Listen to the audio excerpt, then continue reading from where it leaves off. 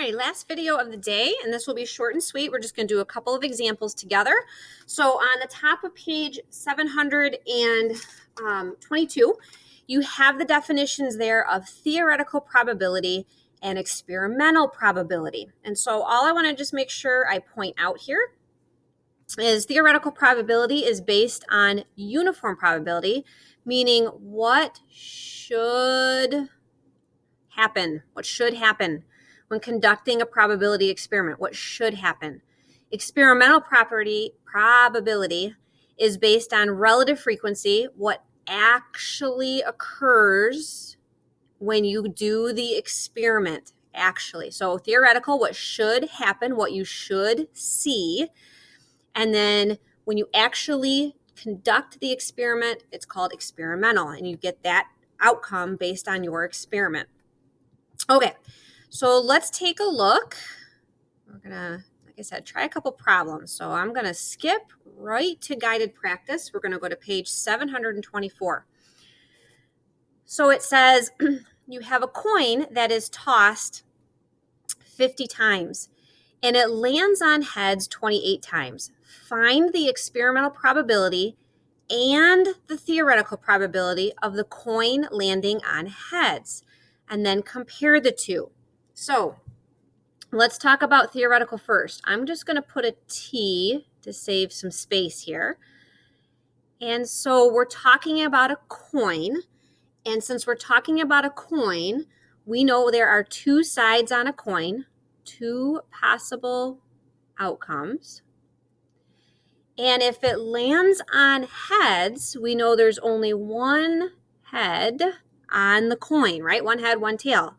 So the probability of you getting a heads on a coin is 1 out of 2.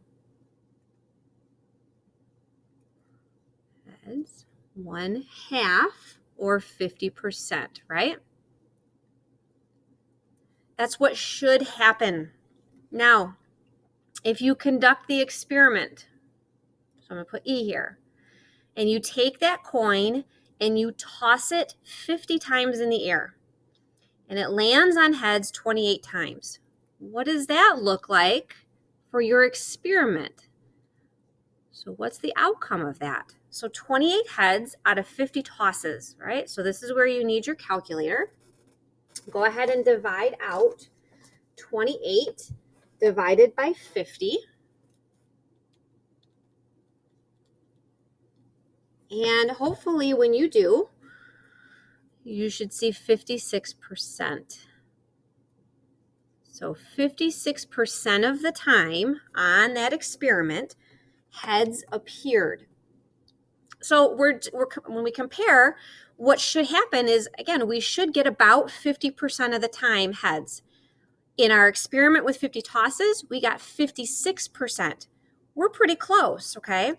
And so your goal is to see, not really a goal, what you should see with your experiments is they get closer and closer to theoretical probability as long as you do enough trials. There were 50 trials here, and so that's pretty good. It's getting pretty close. All right, let's take a look at number 2. Yesterday, 50 bakery customers bought muffins, and 11 of those customers bought banana muffins. So if 100 customers buy banana muffins tomorrow, how many would you expect to buy a banana muffin? Well, if you go into Hodgepodge, right, and 11 customers walk in there, out of 50 total, let's say for the day, and buy a banana muffin, okay, 11 out of the 50 are buying a banana muffin. What percentage of the 50 customers that walked in the door at Hodgepodge that day got a banana muffin? So 11 divided by 50. So you should see as a decimal 22 hundredths or 22%, right? So 22% of the customers that walked into Hodgepodge yesterday bought a banana muffin. So Hodgepodge, they go based on their sales.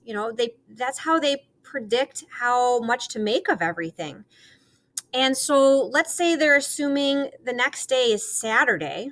Okay, and Saturday, they're going to have some more customers. So Friday, they had 50 customers come in. Saturday, they're going to have 100 customers come in. And so they need to be able to predict how many banana muffins should they make, knowing it's a Saturday, knowing the amount of customers coming in the store is probably going to double. And so they need to make sure they have enough on hand to sell to their customers.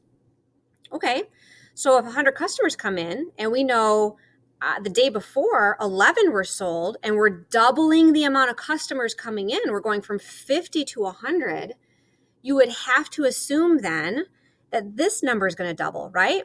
So you can do a couple things here. To predict that, you can take this decimal at 0.22, 22%, 0.22, and multiply it by the 100 customers that are going to come in the door on Saturday. And so if they're assuming there's 100 customers, that means 22 hundredths times 100, you're expecting 22 people. Okay, that's one way to do it. The other way is really what I just said out loud with some mental math. You're going from 50 to 100, you're doubling, right? So then that makes sense to say, well, if I sold 11 on Friday, I'm going to double the amount of customers that come in on Saturday. I need 22. Okay, so you're doubling the amount, you're doubling that fraction there. All right, let's take a look. We're going to do a couple more. We're going to go to independent practice here, and we're going to look at number 1. So you have a number cube that is rolled 20 times, and it lands on 1 2 times, and on 5 4 times. Find the experimental probability, and then compare experimental and theoretical and see what's going on. So let's take a look at landing on 5. Let's look at theoretically what should happen when you toss a number cube, how many times you're going to get 5. So you know there's 6 sides on a number cube. And for you to get a 5 on that 6-sided number cube, it's going to happen one time. There's only one 5 on the number cube. 1 out of 6. I'm sorry, I misspoke. 1 5 out of 6 possibilities on the number cube. So 1 6. So we can look at that as a percentage. 1 divided by 6.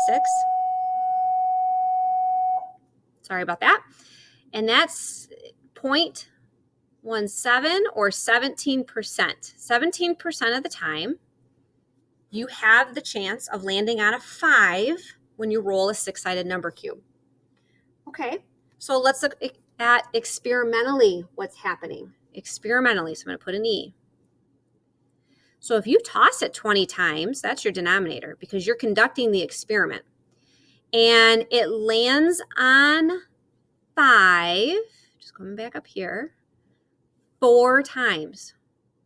4 times. 4 out of 20 times, it lands on the number 5. Well, that's 1/5 if I reduce it. And if you divide that out, 1 divided by 5, and you look at that decimal, and then as a percentage, 20% of the time, it landed on 5. You're pretty close on what should happen theoretically. So since you did 20 trials and you got it to land on 5 4 times, 20% of the time, you got that number, you got 5. And again, what should happen is you should get it about 17% of the time. You're very, very close. Now in letter B, this should say landing on 1. Let's cross out that not. Okay, so landing on 1. So theoretically, also on a number cube, just like letter A, you can land on a 1 out of 6 times, right? 6 possible outcomes on a number cube. Getting a 1, there's only one 1 on a number cube. And so again, this is also 17% probability, what should happen. Then experimentally, so again, you're tossing it 20 times, right? That's your denominator. Whatever your experiment trial is your denominator. And let's go back up. Lands on 1 2 times, 2 out of 20. And so there, that is 1/10 if I reduce it. And if I divide that out, right, 0.10 or 10%. So in this experiment, trying to land on a 1, it only happened twice out of 20 times. 10% of the time, I landed on 1. It's kind of close to, in theory, what you should see, but it's getting further away, okay? So always keep in mind, if you see something like that, where you see a bigger difference between theoretical and experimental, what that should tell you to do is you should conduct the experiment more times. So maybe 20 is not enough. Maybe you need to do 30, 40, 50, increase the amount of time or trials, that you do that experiment so you can get closer and closer to theoretical. Number 2, this will be the last one. It says the spinner at the right is spun 12 times and it lands on blue 1 time. So what is the experimental probability of the spinner landing on blue? Well, experimentally, it only happened 1 time. So 1 out of 12. In your experimental probabilities, your denominator is always how many times you conduct that experiment. It only landed on blue once. 1 out of 12, divide it out. And that's a pretty small percentage. 0.08 as a decimal, which is about 8%. 8% of the time, it landed on blue. Now compare what we saw in the experiment to theoretically what should happen on that spinner. So theoretically on that spinner, so I'll put a T here, there's 1 blue section out of 4 sections on the spinner, 1 out of 4. So what we should see is if we divide this out, right, and look at a decimal and a percentage, 25% of the time, it should land on blue. And in our experiment, we only saw it 8% of the time. So it says, if the probabilities are not close, explain a possible reason for the discrepancy. It only got spun 12 times. That's it. And so 12 times is a pretty small amount of trials. Why don't we increase it? Okay, so that would be the suggestion, or how, the reason for the discrepancy. Not enough trials are done. Meaning, only did 12. That's not enough. You need to try spinning that spinner maybe 50 times. And then at that point, you should hopefully see that in that experiment, if you do it 50 times, it gets closer to the 25% in theory what should happen. Okay, we're going to stop here. So we will meet back tomorrow on Friday for the last part of lesson 2. Have a great Thursday.